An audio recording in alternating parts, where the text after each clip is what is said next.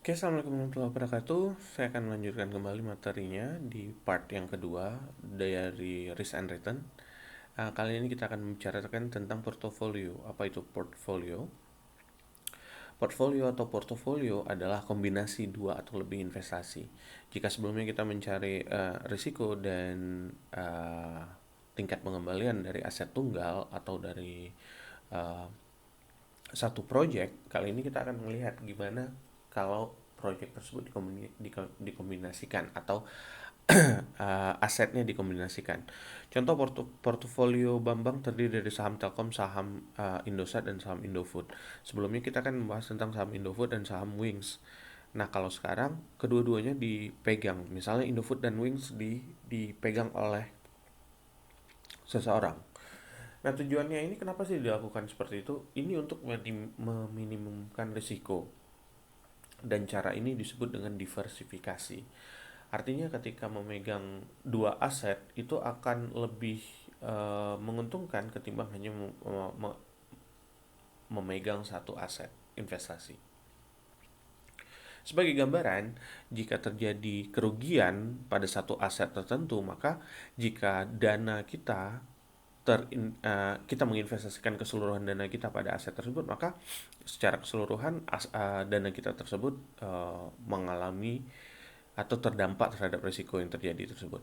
Tapi jika kita memiliki dua aset dan kemudian salah satu aset terdampak, aset yang lain belum tentu, sehingga akhirnya kerugian yang kita derita hanya sebagiannya saja. Maksimum hanya sampai 50%, kurang lebih seperti itu gitu. Nah, dalam investasi portofolio, aset dalam portfolio lebih kecil risikonya dibanding jika aset itu hanya dipegang tunggal. Itu yang tadi saya jelaskan. Dan dari kacamata investor, yang terpenting adalah return dan risiko keseluruhan dari portfolio yang dimiliki, bukan masing-masing aset di dalam portfolio tersebut.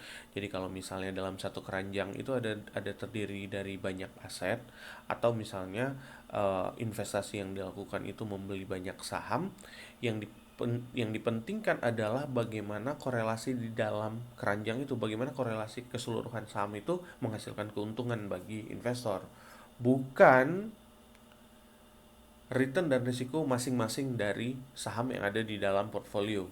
Karena ketika investor membeli sekian banyak aset investasi, maka yang dipikirkan oleh investor bagaimana keseluruhan aset itu bisa saling bekerja sama menghasilkan keuntungan dan bisa saling bekerja sama meminimalisir kerugian gitu. Nah, itu yang harus diketahui terkait dengan portfolio. Nah, oleh karena itu investor menganalisa bagaimana risiko dan return suatu aset tunggal mempengaruhi risiko dan return portfolio di mana aset itu berada. Jadi bagaimana satu aset itu berpengaruh terhadap aset-aset lainnya di dalam satu portfolio. Sebagai gambaran, kalau kalian bingung apa itu portfolio, analogi sederhananya adalah seperti keranjang yang diisi sekian banyak telur. Kalau kita punya banyak keranjang, ketika satu keranjang jatuh, maka keranjang yang lain aman karena cuma satu yang jatuh. Tapi kalau kita meletakkan telur di dalam satu keranjang saja, ketika keranjang itu jatuh, bisa jadi kita kehilangan banyak telur atau bahkan kehilangan semuanya, pecah semuanya. Jadi seni untuk meletakkan dalam berbagai macam keranjang.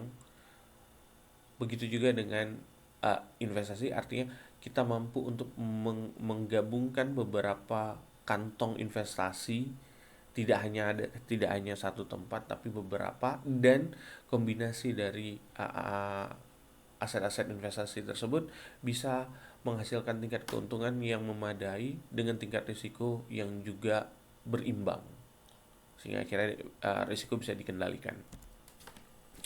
Nah, bagaimana menghitung return dari portfolio? Itu adalah expected return dari weighted average atau rata-rata tertimbang yang diharapkan dari sekuritas. Berarti kita melihat bagaimana KP. K itu adalah return ekspektasi dan P itu adalah portfolio. Berarti return ekspektasi portfolio itu adalah sama dengan W1 dikalikan dengan K1. W1 di sini adalah bobot. Bobot atau proporsi dari investasi pada aset pertama dikalikan dengan tingkat pengembalian pada aset pertama. Lalu ditambahkan dengan bobot yang kedua dikalikan dengan K2, W3 dikalikan dengan K3 dan seterusnya sampai dengan WN dikalikan dengan KN. Maka nilai KP itu sama dengan sigma dari bobot suatu aset dikalikan dengan uh, return dari aset tersebut. Kita akan lihat contohnya. Nah, expected return dan nilai investasinya. Jadi satu orang memiliki dana 100.000 dan dia akan membeli dia sudah membeli 4 saham, yaitu saham Toshiba, Microsoft, Apple, dan Nvidia. Nah, expected return-nya masing-masing ada 14%, 13%, 20%, dan 18%. Nilai investasinya masing-masing seperempat dari dana yang dia miliki atau sebesar 25.000. Nah, berapa return yang diharapkan dari portfolio ini?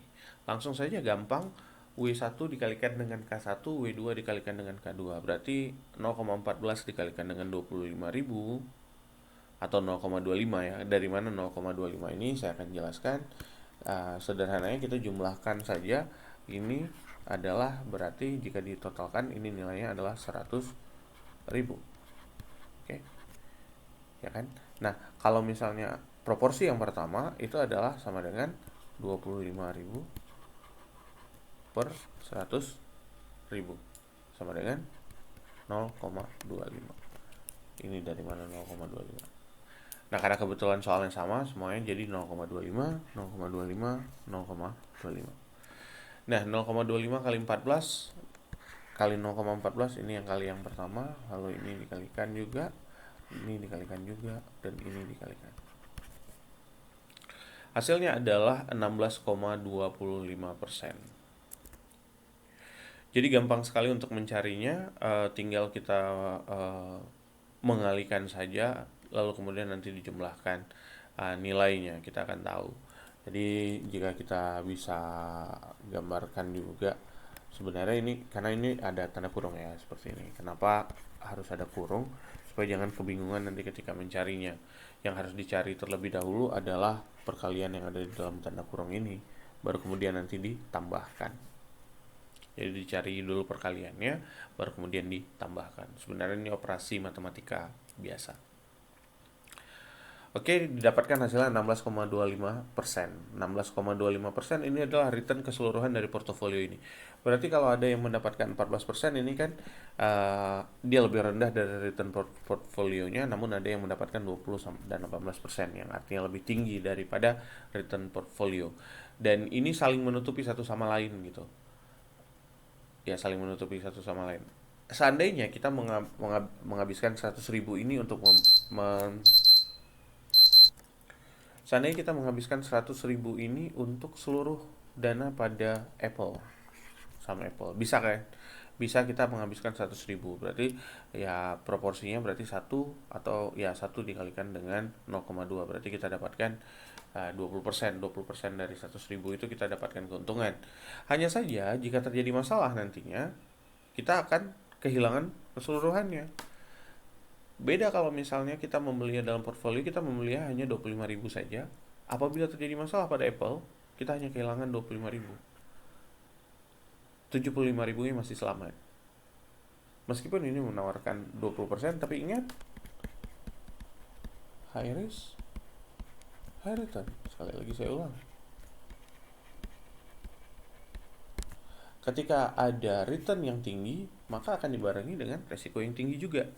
Maka ketika ada kecenderungan kita mendapatkan return yang besar, ada risiko yang besar juga yang mengintai di balik itu gitu. Jadi untuk bisa mengetahui bahwasanya kalau ada permasalahan yang seperti ini, maka cara yang paling baik adalah mendiversifikasikan dananya, mengalihkan risikonya dengan membeli beragam aset, sehingga akhirnya kita jika terjadi masalah tidak kehilangan keseluruhannya. Itu adalah bagaimana menghitung return portfolio. Lalu bagaimana risiko portfolio? Nah, sama seperti risiko pada aset tunggal, eh, risiko portfolio juga diukur dengan deviasi standar. Tapi tidak dihitung dengan menggunakan rata-rata tertimbang deviasi standar. Jadi kita bukan menghitung menjumlahkan deviasi standar, enggak.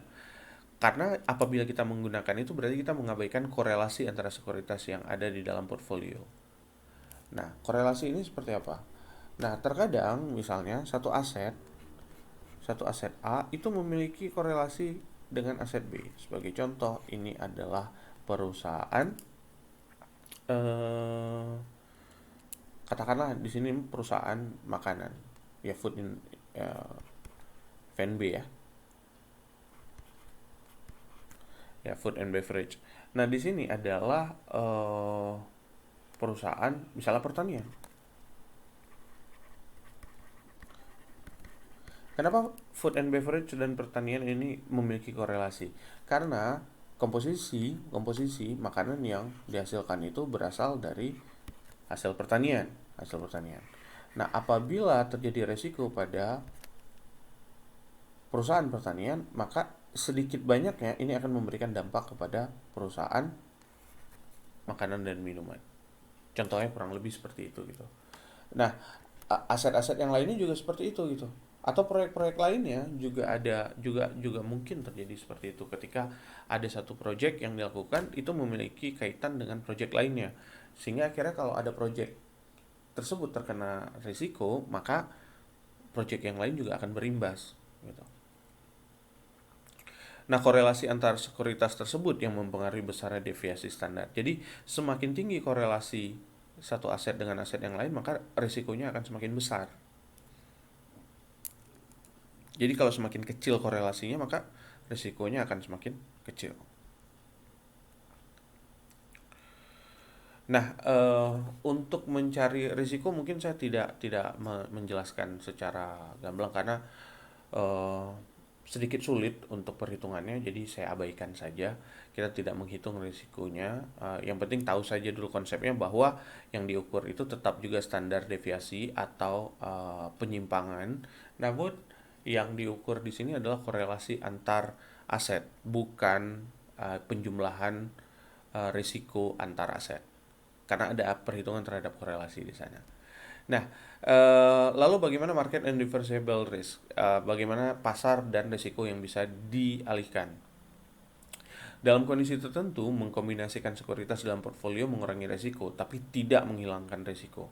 Artinya jika kita menyusun portfolio, kita bukan artinya menghilangkan risiko, namun kita berusaha untuk mengurangi risiko yang terjadi.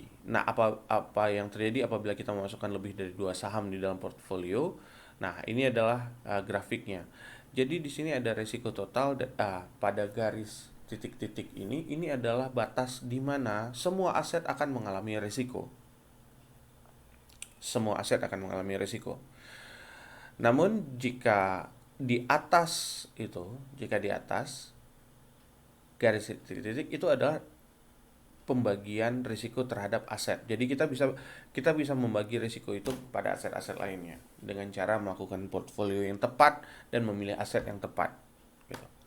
Namun di dalam market risk ini semuanya akan kena. Jadi kalau misalnya nih di sini adalah deviasi standar portfolio pada sumbu Y, sementara pada sumbu X itu adalah jumlah sekuritas. Nah, kalau kita lihat semakin banyak sekuritas yang kita miliki, maka tingkat risiko yang bisa dibagi ini akan semakin rendah. Oke. Jadi kalau kita misalnya nambah nih, kita semakin menambah jumlahnya, maka nilainya akan semakin mendekati garisnya. Atau kita bilang dia di sini kan. Berbeda kalau aset kita masih sedikit, jumlah sekuritas kita misalnya sedikit, tidak terlalu banyak. Ini misalnya kita tarik garis putus-putus. Nah, di sini, maka risiko deviasi standar portfolionya ini akan menjadi tinggi. Tapi jika kita punya aset yang banyak, maka tingkat risikonya juga akan jauh lebih rendah. Karena kita bisa membagi risiko di dalam aset-aset tersebut. Jadi mempunyai dana misalnya 1M, membeli satu aset itu bukan berarti bagus misalnya karena returnnya tinggi, tapi ingat ketika risiko terjadi maka kita akan kehilangan 1M ini. Membaginya kepada beberapa aset itu jauh lebih baik. Nah, risiko dari portfolio akan berkurang seiring dengan bertambahnya jumlah saham di dalam portfolio tersebut. Jadi kalau kita nambah-nambahin terus kita beli asetnya atau kita memperkerjakan banyak project juga, itu akan mengurangi risiko. Dan di dunia nyata, di mana koefisien korelasi di antara saham individu pada umumnya positif tapi kurang dari 1, beberapa risiko dan tidak semuanya itu bisa dihilangkan. Jadi kita bisa dengan kombinasi tertentu kita bisa menghilangkan risiko di dalam portfolio tersebut. Maka ini pentingnya portfolio diatur di dalam konsep pemahaman risiko dan tingkat pengembalian. Jadi itu adalah demikian terkait dengan risiko dan return dari portfolio. Dan selanjutnya adalah yang terakhir, itu adalah Capital Asset Pricing Model atau CAPM. Nah, CAPM ini digunakan untuk menganalisis risiko dan tingkat pengembalian secara bersamaan. Dan risiko yang relevan dari suatu saham adalah kontribusi risiko saham tersebut pada risiko portfolio. Itu bagaimana kita bisa menghitung nilai aset, nilai modal ya, nilai kapital aset itu kan aset, modal aset, pricing model ini adalah model harganya. Jadi bagaimana kita mengukur harga aset tersebut berdasarkan tingkat keuntungan dan risiko yang kejadian. Nah, di dalam CAPM sendiri ada beta atau biasa disebut dengan koefisien beta. Ini adalah risiko dari suatu saham yang dikontribusikan untuk portfolio pasar. Artinya dari sekian banyak saham yang ada di pasar modal, itu kemudian nanti akan memberikan kontribusi terhadap pasar dan itu disebut dengan koefisien betanya. Saham dengan deviasi standar tinggi atau dengan risiko tinggi akan mempunyai beta yang tinggi juga. Oleh karena itu, saham dengan stand-alone tinggi akan mengkontribusikan banyak risiko untuk portfolio. Jadi kalau dalam saham itu ternyata ada satu saham yang memiliki risiko yang sangat besar, itu akan memberikan efek kepada saham lain yang ada di dalam satu portfolio. Dia akan membagikan risikonya kepada yang lain gitu. Nah, dan kontribusinya itu tinggi terhadap, kontribusi itu gini nih. Kalau terjadi masalah, misalnya ada 4 orang di dalam kelas. Satu orang itu memiliki kontribusi yang paling tinggi terhadap masalah di dalam kelas, sementara 3 orang yang lain tidak. Nah, kalau dari 4 orang ini dan kemudian masalah itu terjadi, maka yang mungkin tertuduh adalah dia yang memiliki kontribusi terbanyak. Gitu. Kalau di dalam misalnya melakukan kejahatan, ada yang merencanakan, otak perencana, itu adalah yang memiliki kontribusi terbesar. Sementara kalau pelaksana kan hanya melaksanakan saja. Sehingga akhirnya kalau diberikan hukuman, yang otaknya ini pasti akan diberikan hukuman yang lebih berat daripada cuma pelaksana. Karena apa? Karena dia yang memberikan kontribusi terbesar terhadap kejahatan tersebut. Nah, gitu juga dengan aset. Jika ternyata ada satu aset yang memiliki kontribusi terbesar memberikan resiko, maka ketika terjadi resiko, yang disalahkan adalah aset tersebut di dalam portfolio. Dan jika memang harus dievaluasi, aset tersebut yang harus dievaluasi, apakah dikeluarkan atau tidak. Nah, beta sendiri mengukur volatilitas suatu saham relatif dengan saham rata-rata. Nah, pada return on stock ini adalah tingkat pengembalian saham pada sumbu Y, lalu pada sumbu X itu adalah return market atau portfolio pasar. Jadi ini tingkat pengembalian pasar. Nah, jika kita lihat di sini ada saham A, saham H, dan saham L. Saham A mempunyai risiko pasar yang sama dengan portfolio pasar. Kenapa? Pada garis yang di sini ini ketemu di mana pada titik yang sama risikonya juga sama. Jadi return on market dan return stocknya itu sama. Tingkat pengembalian saham dan tingkat pengembalian marketnya sama. Jadi jika pasarnya bergerak naik, maka saham ini juga bergerak naik. Jika pasar turun, maka dia juga akan turun. Saham H mempunyai risiko pasar yang lebih besar daripada portfolio pasar. Kita lihat saham H. Karena saham H adalah saham dengan risiko yang tinggi. Nilai betanya itu lebih dari 1. nilainya adalah 2. Jadi kalau kalau 1 itu berarti dia sama dengan pasar. Nah, sementara saham L itu low risk karena nilai betanya adalah 0,5, lebih kecil daripada 1. Jadi kalau kita lihat nih saham L nih, saham L seperti ini. Kita lihat, kita tarik garis. Oke, seperti ini. Kita hapus dulu yang sebelumnya biar jangan bingung. Nah, kita lihat dulu nih. Ini seperti ini jika kita nah, ketika terjadi peningkatan saham, nah kurang lebih seperti ini ya. Nah, karena dia memiliki risiko yang besar, risiko yang kecil, maka tingkat pengembaliannya juga ya tidak bisa sebesar yang lain. Maka perubahan di sini yang besar, ini ada peningkatan ya. Ini peningkatannya lebih kecil. Jadi jaraknya. Nah, kalau misalnya terjadi perubahan, peningkatan, dia juga mengalami peningkatan, namun peningkatannya itu tidak sebesar peningkatan pasar. Gitu juga kalau terjadi penurunan, penurunannya juga tidak terjadi penurunan sebesar penurunan pasar, karena resikonya itu lebih kecil daripada pasar. Sementara jika yang B2 ini, kita bisa lihat juga dari garisnya. Nah, kalau misalnya yang ini, misalnya katakanlah ini adalah garis yang pertama ya, return market yang pertama. Nah, return market yang pertama, terus ada perubahan return market. Nah, kita lihat nih. Ketika pasar mendapatkan keuntungan, ini jaraknya kurang lebih, keuntungan yang didapat dari saham itu akan jauh lebih besar lagi gitu. Ini karena dia memiliki risiko yang besar, maka tingkat pengembaliannya juga besar. Nah, pada garis pasar modal kita bisa melihat hubungan antara rate of return dengan risiko pasar dari suatu sekuritas. Tadi kita sudah tahu bahwa K itu adalah return yang diharapkan atau expected return. Dan di sini ada pada sumbu Y itu adalah return yang diharapkan. Risk free ini, RF adalah risk free atau bebas risiko. Bebas risiko. Apa itu bebas risiko? Investasi apa sih yang bisa bebas risiko? Investasi pada pemerintah contohnya. Misalnya membeli obligasi pemerintah. Obligasi pemerintah, karena kalau pemerintah berutang kepada kita pasti pemerintah bayar. Beda dengan swasta yang bisa jadi nggak bisa membayar dan kemudian dinyatakan bangkrut. Tapi kalau pemerintah, meskipun pemerintah kesulitan keuangan, pada suatu saat, pada suatu titik pemerintah pasti akan membayar. Atau misalnya suku bunga deposito itu juga bebas risiko. Ya selama kita nggak mengambil uangnya dan nggak kena penalti ya. Kalau misalnya kita 12 bulan deposito atau 1 tahun, ya 12 bulan itu kita biarkan mengendap, maka resikonya nggak ada gitu.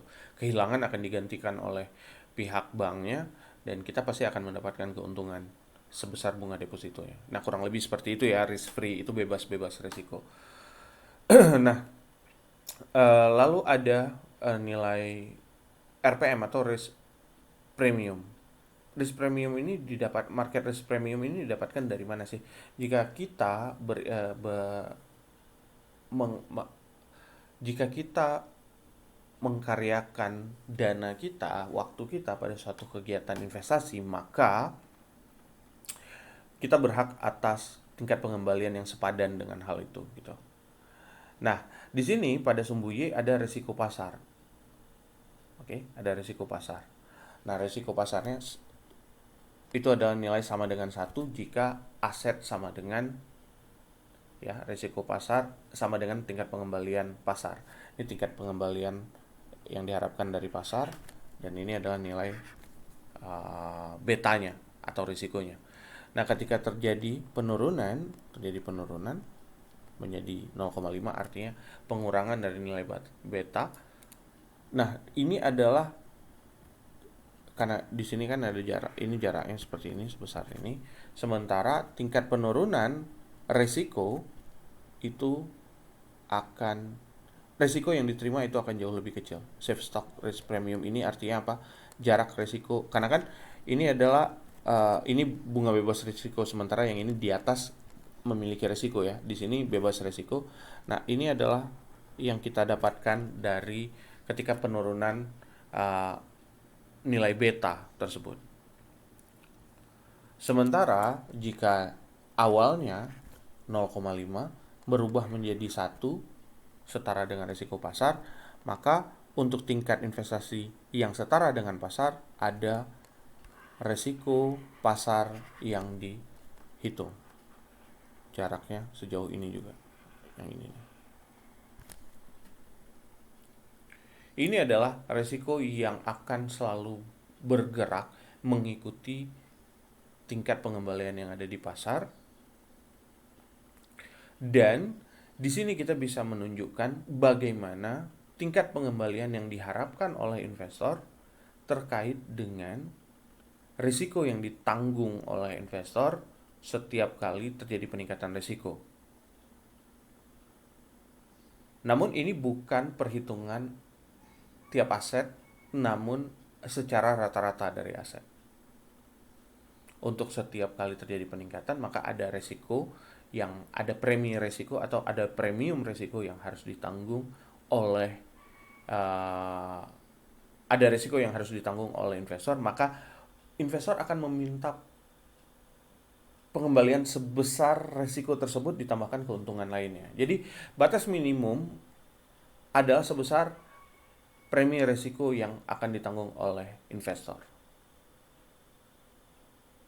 Itu yang disebut dengan market risk premium. Nah, risk premium untuk saham I itu bisa dihitung dengan rumus return dari market dikalikan dengan betanya, atau return portofolio dari market itu dikalikan dengan nilai betanya. Nah, di sini ada rumusnya. Return risk premium market, jadi RPM ini bisa dicari dengan cara mencari expected return dari market atau tingkat pengembalian harapan dari pasar dikurangi dengan tingkat harapan risk free, ya kan? Berarti ini misalnya indeks harga saham pasar modal dengan indeks persentase perubahan dari harga obligasi. Nah, risk premium untuk stok ini bisa dicari ya dengan cara setelah mencari nilai RPM dikalikan dengan nilai risikonya. Nah, untuk menghitung tingkat pengembalian dari saham I itu adalah berapa tingkat bunga bebas risiko ditambahkan dengan risiko pasar dikalikan dengan beta saham I, atau KI sama dengan KRF ditambahkan dengan KM dikurangi dengan KRF, ya, rumus RPM karena di sini RPM ya, dikalikan dengan B. Nah, RPM dikalikan dengan B itu sendiri adalah risk premium untuk saham tersebut. Jadi, yang diinginkan oleh investor adalah sebesar premium risiko dari suatu aset ditambahkan dengan expected return dari risk free asset. Kenapa seperti itu? Sederhananya seperti ini. Kalau memang tawaran risiko ini tidak bisa diterima oleh investor, artinya misalnya gini nih, dihitung bahwa risikonya adalah risk premiumnya adalah sebesar, misalnya nih ya, risk premiumnya diketahui adalah 20%. 20% ya. Nah, kemudian dikalikan dengan tingkat resikonya, kita bilang lah misalnya 10%. Berarti 0,2 dikalikan dengan 0,1 ya, 20 kali 10%. Itu didapatkan ini hasilnya adalah 0,02, berarti sama dengan 2% ya. Nah, ini adalah 2% ditambahkan dengan misalnya ini 6%. Misalnya bunga deposito adalah 6%. Maka minimum yang harus diberikan kepada investor adalah 8%. Kalau misalnya aset tersebut tidak bisa menawarkan batas minimum 8% ini, artinya misalnya return pengembalian dari aset I ini hanya 4% atau ya 6%. Kalau yang diberikan 6% udah pasti akan ditolak oleh investor. Kalau diberikan 6%, bagaimana? Tentu juga akan ditolak. Karena apa? Karena ada lebih bagus investor pergi mendepositokannya saja. Karena di sini ada risiko. sementara hanya diberikan 6%. Oke. Kalau ada aset yang beresiko, ngapain milih aset yang beresiko? Mending memilih aset yang tidak beresiko saja, karena memberikan tingkat pengembalian yang sama-sama 6%. Nah, untuk itu makanya apabila aset tersebut mau diinvestasikan oleh investor, maka harus ada tambahan. Itu yang disebut dengan risk premium. Tambahan karena menanggung risiko. Jadi ada premium yang ditambahkan karena ada risiko yang harus ditanggung. Untuk itu harus ada tambahan 2% di sini. Sehingga akhirnya jadi 8%. Semakin tinggi, maka akan semakin dipilih oleh investor.